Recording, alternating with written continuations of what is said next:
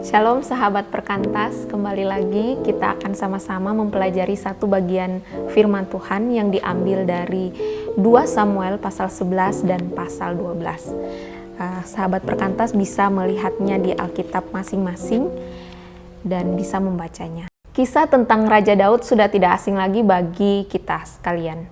Sedari kecil kita sudah mendengarkan cerita tentang Raja Daud.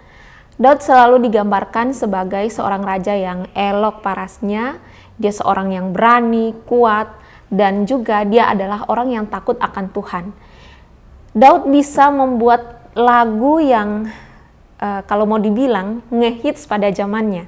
Ya, teman-teman, kalau Daud adalah seorang yang perfect di zamannya, kalau di zaman sekarang kita bisa mungkin Raja Daud punya saingan yang berat seperti kita bisa lihat Jungkook di BTS dan kawan-kawan, ataupun artis-artis lainnya yang jika mereka menyanyikan sebuah lagu itu bisa membuat menghipnotis para pendengarnya. Nah, bagaimana tidak Raja Daud tidak sehebat itu. Kita sama-sama tahu bahwa ketika Raja Daud mulai memainkan alat musik dan ketika dia mulai bernyanyi, Saul yang dikatakan dia dikuasai oleh iblis saja, dia bisa merasakan ketenangan dan damai di dalam hatinya. Nah, sahabat perkantas bisa membaca bagian ini, bisa membaca kisah tentang Raja Daud di dalam kitab 1 dan 2 Samuel.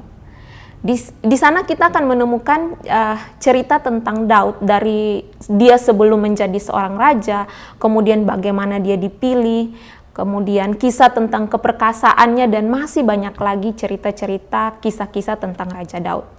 Namun yang perlu kita perhatikan bahwa kitab Samuel ini ditulis tidak untuk kepentingan sejarah atau sebagai suatu kitab biografi dari Raja Daud. Tetapi tujuan utama penulisan kitab ini bersifat teologis, di mana memberikan pemahaman bagi kita tentang penetapan perjanjian Allah dengan Raja Daud. Sahabat perkantas bisa membacanya di dalam 2 Samuel pasal 7. Nah, karena penulisan kitab ini bersifat teologis, penulis tidak hanya menceritakan tentang hal-hal baik dan kemudian tentang kejayaan dari Raja Daud, tetapi juga tentang kejatuhannya. Meskipun ia seorang raja yang namanya sangat masyhur pada zamannya dan kerajaannya sangat kokoh, di sini penulis ingin agar kita dapat melihat karya Tuhan di dalam kisah kehidupan Raja Daud, apapun itu. Kejatuhan Raja Daud dimulai ketika dia sedang berjalan-jalan di atas soto istananya. Dan ketika dia melihat ke bawah, tampak ada seorang wanita yang sedang mandi. Nah, Alkitab menuliskan bahwa wanita itu elok parasnya dan Daud mulai tertarik kepada dia. Ketertarikan Raja Daud ini membuat dia akhirnya kepo. Dia mulai cari tahu siapa wanita ini, siapa wanita cantik yang baru dilihatnya. Ya, ini gambaran umum kita pada umumnya ketika kita mulai tertarik dengan seseorang. Pertama, kita mencari tahu siapa namanya. Lalu mulai stalk dia di Instagram, di FB, di TikTok, Telegram, Line, Twitter, dan lain-lain. Kalau Batsheba punya semuanya, pasti Raja Daud sudah mengecek semua tentang siapa dia. Dan ternyata setelah dicari tahu, akhirnya harus membuat Raja Daud kecewa. Kenapa? Karena ternyata Batsheba sudah ada yang punya. Bahkan dikatakan dia sudah sah sebagai istri dari seorang perwira yang bernama Uria. Nah, Uria adalah orang Het dan dia adalah perwira dari Raja Daud sendiri yang saat ini dia sedang berperang di medan pertempuran. Nah, di sini saudara-saudara, konflik mulai muncul. Meskipun Raja Daud dia sudah tahu bahwa status dari Batsheba ini sudah bersuami, dia tidak dapat menahan hatinya. Keinginan untuk memiliki Batsheba ini semakin besar sehingga dia menyuruh memanggil perempuan itu, lalu Alkitab mengatakan bahwa Raja Daud tidur dengan dia. Nah, masalah ini akhirnya makin membesar, makin melebar ketika Daud mendapat pesan dari Batsheba bahwa dia sekarang tengah mengandung. Nah, berita ini tentu membuat Raja Daud makin gundah. Karena jika rumor ini beredar, nama baik keduanya dipertaruhkan. Dan bukan hanya itu saja.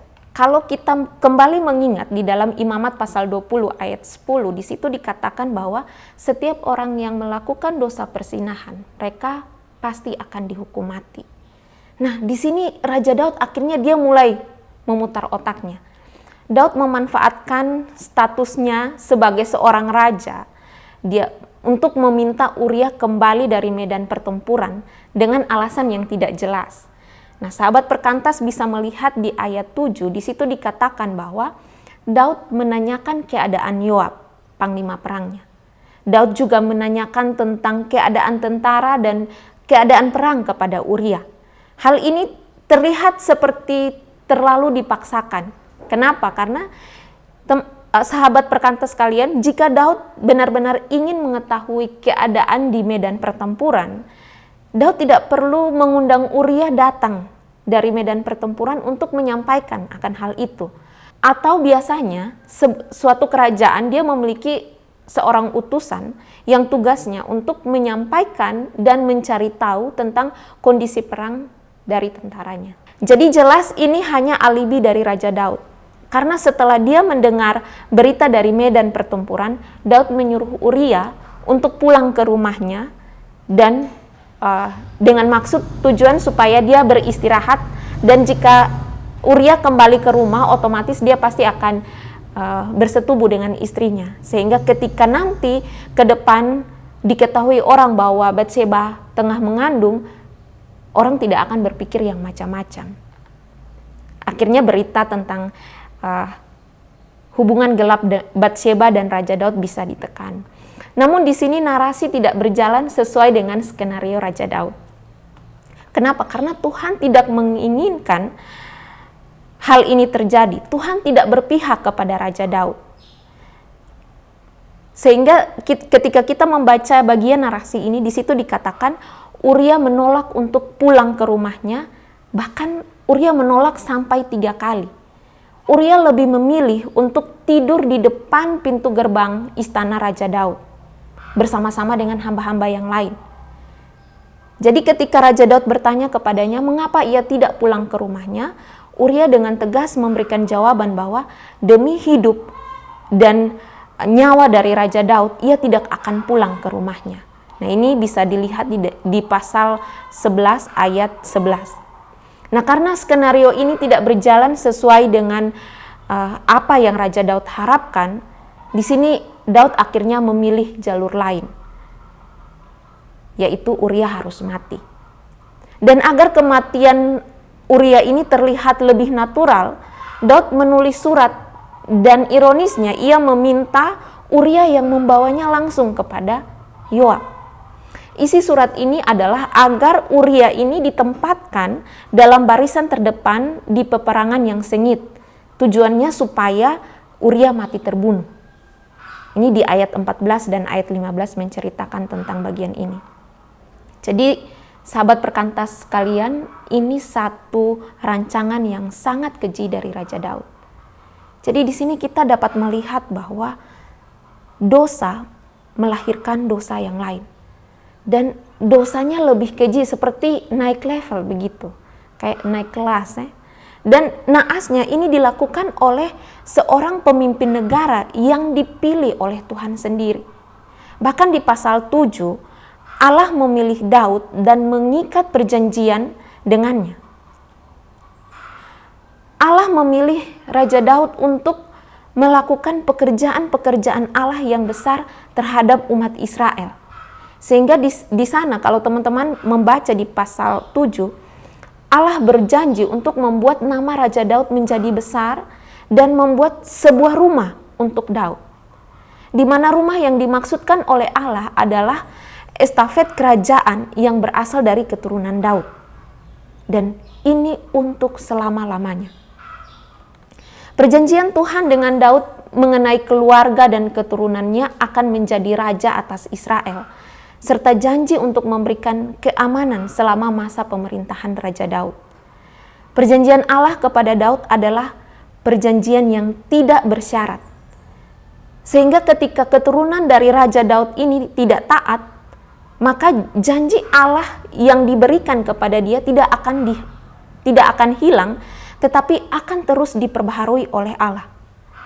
Tuhan memberikan satu janji yang baru antara Allah dengan keturunan Daud. Itu seperti relasi seorang bapa dengan anaknya, di mana ini digambarkan relasi yang sangat dekat, relasi yang sangat kuat, sehingga ini memampukan seorang bapa dapat mendisiplin anaknya yang didapati berbuat dosa, tetapi ia tidak ditolak.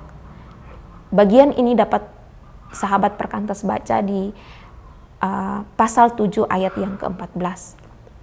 Nah, dari kisah tentang kejatuhan Raja Daud ini kita melihat bahwa manusia bisa saja gagal, tetapi janji Allah tidak akan pernah gagal. Daud sebagai seorang pemimpin yang dipilih langsung oleh Allah, dia dapat gagal menjadi anak Allah.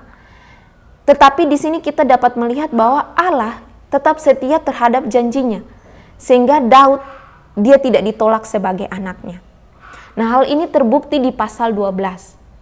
Di situ dikatakan bahwa Allah mengutus Nabi Nathan untuk menegur Daud atas segala dosa-dosanya. Dan respon Daud terhadap teguran Tuhan melalui Nabi Nathan ini di ayat 13, di situ Daud berkata, "Aku sudah berdosa kepada Tuhan." Nah, saudara, Daud yang adalah seorang raja, ketika dia ditegur oleh Allah, dia menyadari akan segala dosanya dan dia mengakui semua itu di hadapan Tuhan.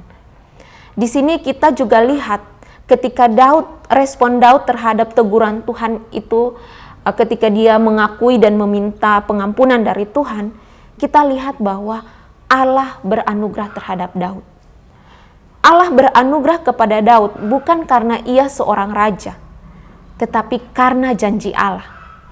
Allah berkata di dalam 2 Samuel pasal 7 ayat 14 bahwa "Aku akan menjadi bapanya dan ia akan menjadi anakku.